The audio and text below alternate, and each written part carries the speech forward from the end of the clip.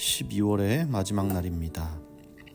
올 한 해 동안 저와 여러분을 이 새벽 기도의 등불 앞으로 인도하신 우리 하나님의 은혜에 감사와 찬송을 드립니다.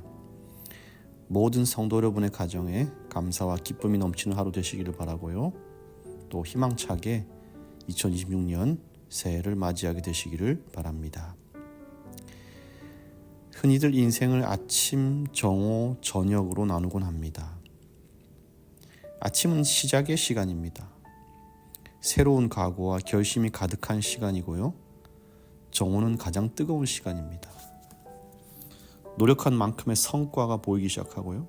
또한 그럴 만한 힘과 능력이 있고 영향력이 있는 시간입니다. 그리고 저녁은 마무리의 시간이죠.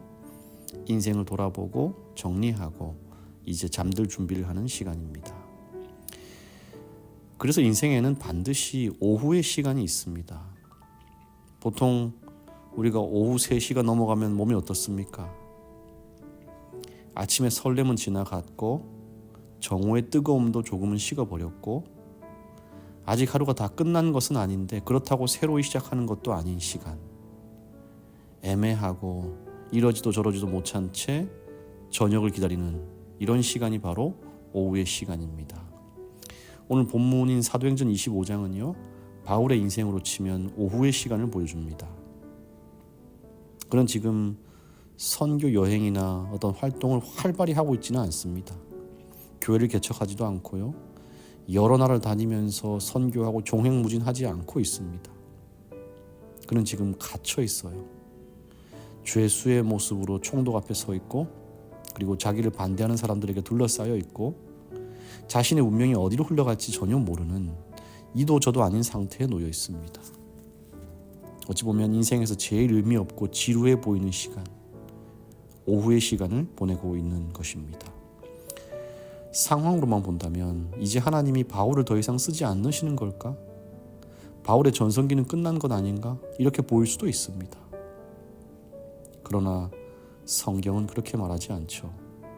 비록 상황과 환경이 그를 오후의 시간으로 내몬다고 할지라도 하나님은 여전히 역사하시고 일하신다고 말하고 있습니다. 방법이 좀 다를 뿐이지 하나님은 그대로이신 것입니다. 사도행전은 전반부에서 하나님은 확실하게 자신을 나타낼 수 있도록 일하셨습니다.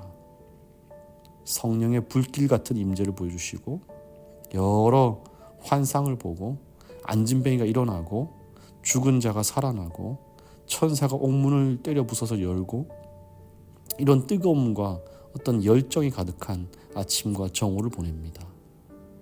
그런데 25장은요. 하나님이 전혀 다른 방식으로 일하십니다.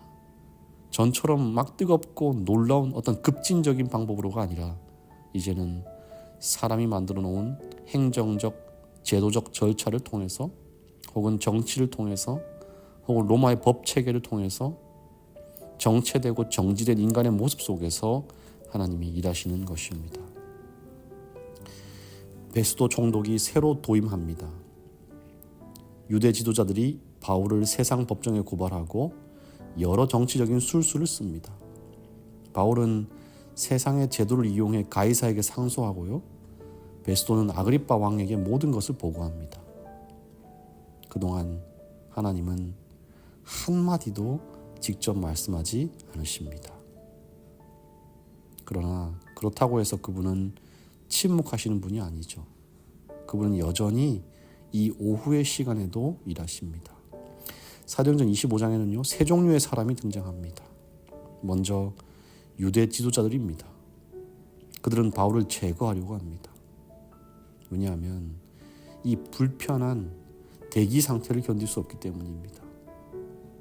그래서 그들은 결론을 앞당기려고 합니다. 바울을 암살할 계획을 하고 무리하게 나서서 고발을 합니다. 바울을 제거하지 않고서는 못 베기는 것입니다. 두 번째는 베스도입니다. 그는 악한 사람이라보다는 결단하지 못하는 사람이었습니다.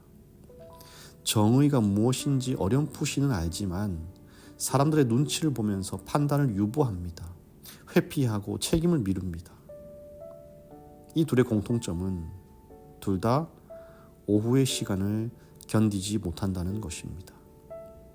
하지만 바울은 다릅니다. 그는 억울하지만 그것을 억울하다고 따지지 않고 답답하다고 해서 서두르지 않습니다. 억지로 뭘 하려고 하지 않습니다. 오히려 인내하고 자기가 할 수 있는 일에 충실했어요. 사랑하는 성도 여러분, 어쩌면 오후의 시간은 우리의 신앙을 가장 적나라하게 드러내는 시간이 아닐까 생각합니다. 왜냐하면 이때는 눈에 보이는 결과가 없습니다. 아무리 열심히 해도요, 열매가 보이지 않고 사람들의 인정이 없고 동기부여가 되지 않습니다. 저녁을 기다리는 지지부진한 인고의 시간인 것입니다. 오늘 본문에서 가장 중요한 장면은요, 바울이 가이사에게 상소하는 순간입니다. 이 상소한다는 것은 도망치는 것이 아니죠. 패배를 선언하는 것도 아닙니다. 어떤 상황을 뒤집는다는 것도 아닙니다. 이것은 단지 100% 이해하지 못해도 하나님께 맡기겠다는 바울의 순종의 고백인 것입니다.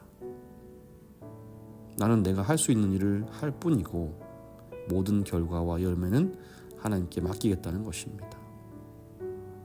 바울은요, 앞으로 자신이 로마에 가게 될 것을 압니다.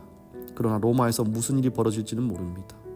자유가 있을지 죽음이 있을지 모르는 것입니다. 그럼에도 불구하고 결단하는 거예요. 이것이 바로 오후의 결단입니다. 하나님의 뜻을 다 이해해서 순종하는 것이 아니에요. 앞으로 어떻게 될지 그 결과를 알고 움직이는 것이 아니었어요.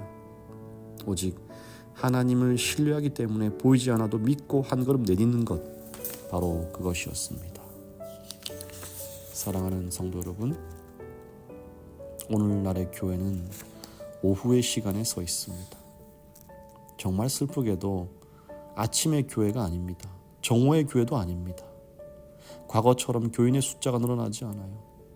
이 사회는 교회라는 집단을 존중해 주지 않습니다. 오히려 위기 상황에서 국가는 교회에게 법적 제재를 가하기도 합니다. 또한 개인의 신앙은 이제 특권이 아니죠. 기호에 따른 선택이 되어버렸습니다. 이것이 우리가 서 있는 오후의 시간인 것입니다. 그래서 불안한 것이죠. 정말 이게 맞나? 혹시 우리가 남은 무리가 아닌 것은 아닐까? 하나님이 안 계신 것은 아닐까?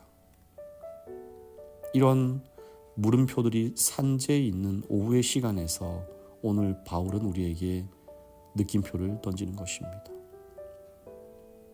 오후의 교회는 눈에 보이는 성과를 증명하는 교회가 아닌 것입니다. 오후의 교회는 오히려 신실함을 증명하는 교회인 것입니다. 저와 여러분은 큰 목소리를 내는 사람이 아닙니다. 눈에 띄는 큰 업적을 이루는 사람도 아닙니다. 제도와 행정 절차를 존중하고 이웃과 지역사회와 좋은 관계를 유지하고 무엇보다 진리에 충실하고 그것을 포기하지 않는 사람인 것입니다. 자기 자리에서 진실되게 서 있는 것, 바로 그것이 오후의 시간에 서 있는 오후 교인의 모습인 것입니다. 바울이 차후에 어떻게 됩니까? 하나님이 그를 로마로 옮기시는 것입니다. 대로마 선교가 시작된 것입니다. 사랑하는 성도 여러분, 대로마 선교는 언제 시작되었죠? 오후의 시간에 시작되었습니다. 눈에 띄는 변화는 없고 기도응답도 더딘 것 같고 하나님이 침묵하시는 것처럼 느껴지는 바로 그 시간에 대로마 선교가 시작되는 것입니다. 하나님이 여전히 일하고 계셨던 것입니다. 오늘 저와 여러분이 해야 할 일은 주어진 하루의 시간 위에 신실하게 서 있는 것입니다. 주어진 그 자리에서 설명할 수 없고 이해되지 않는 그 시간 속에서 조용히 그러나 분명하게 그리스도의 증인으로 살아가는 우리 모두가 되기를 간절히 바랍니다. 복되고 감사한 2025년의 마지막 날 보내시길 바라고요. 저희는 다시 2026년에 뵙겠습니다. 그동안 감사했습니다. 은혜가 충만하신 하나님 아버지, 지난 한 해 동안 이 새벽 제단을 쌓게 하시고 꿀송이처럼 단 주님의 음성을 듣게 하시고 성령의 지도를 받아서 경성하고 자라나게 하신 주님의 은혜에 참으로 감사를 드립니다. 우리 서울영화원교회 모든 성도들의 가정과 업과 자손들에게 함께해 주셔서 그들을 복주시고 지키시며 인도하시고 보호하여 주시옵소서. 주님의 이름으로 구하는 모든 것들을 채워주시고 주님의 이름으로 헌신한 모든 수고의 손길 위에도 넘치도록 복을 더하여 주시옵소서. 주님, 길 한별 어린이와 함께하여 주시옵소서. 주님을 참으로 사랑하는 어린이, 그래서 다른 친구도 사랑할 줄 아는 어린이로 자라나게 하여 주시고 특별히 하늘의 지혜를 더하셔서 공부하고 배우는 일에 있어서 결코 어려움이 없을 수 있도록 도와주시옵소서. 예수님의 이름으로 기도합니다.